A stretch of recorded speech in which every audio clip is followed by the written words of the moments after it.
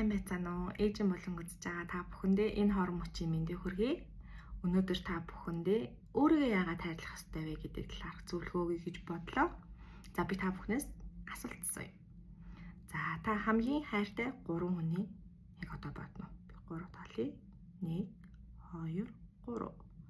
За та бодсон баг. За таны бодсон 3 хүн дотор та өөрөө байна уу? За байвал маш сайн байна. За байхгүй бол та яагаад өөрөө байхгүй байгаа вэ? За энэ талаар бодоод үзээрэй. За би одоо нэг жоохон муухай жишээ авъя. За та магадгүй өвчин туслаа. Асуулт орлоо тий. Бүр ингээ хэвсрийн дэглэмд орлоо. Ажиллах чадвараа алдлаа гэж бодъё. Тэнгүүд хамгийн түрүүл таны дээр хайртай гих 3 хүнд нь таныг хайрлаж, асарч хамгаална тийм ээ. Таныг хооллож, ундлан, босуулгана. Тэгээ 0 оруулна, бийцүүлнэ гэт. За тэнгүүд таны хажуу заавал нэг хүн байх хэрэгтэй боллоо. За тэнгүүд нэг хүн маань ингээ цаг хугацаагаа алдлаа. Таны хажууд байх хэрэгтэй боллоо. Ажлынхаа хөдөлмөр ажлаа алдлаа. За тэнгүүд таны эмчилгээний мөнгө гэж орж ирнэ. Тэнгүүд маш их хэмжээний мөнгө хэрэг болно. Тэнгүүд хамгийн түрүүлж унах унаагаа зарлаа. Орох орон байраа жижигрүүллээ гэл бодоход таны хайртай хүмүүст нь яах нь вэ?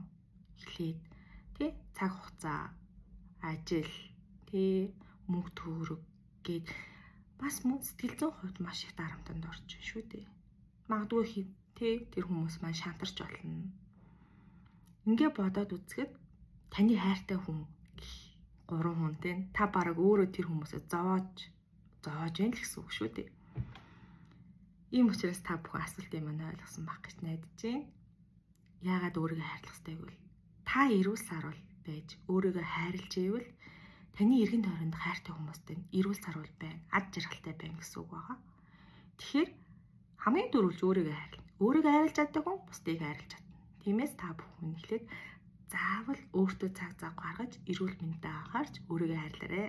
Та эрүүл сарвал ад жаргалтай байх юм бол таны эргэн тойронд хүмүүс мэдээж ад жаргалтай, хайр дүүрэн гэр бүлтэй байх шүү дээ. За өнөөдрийн зөвлөгөө маань ингээд дуусчихъя. За дараагийн зөвлөгөө хүртэл түр баяртай.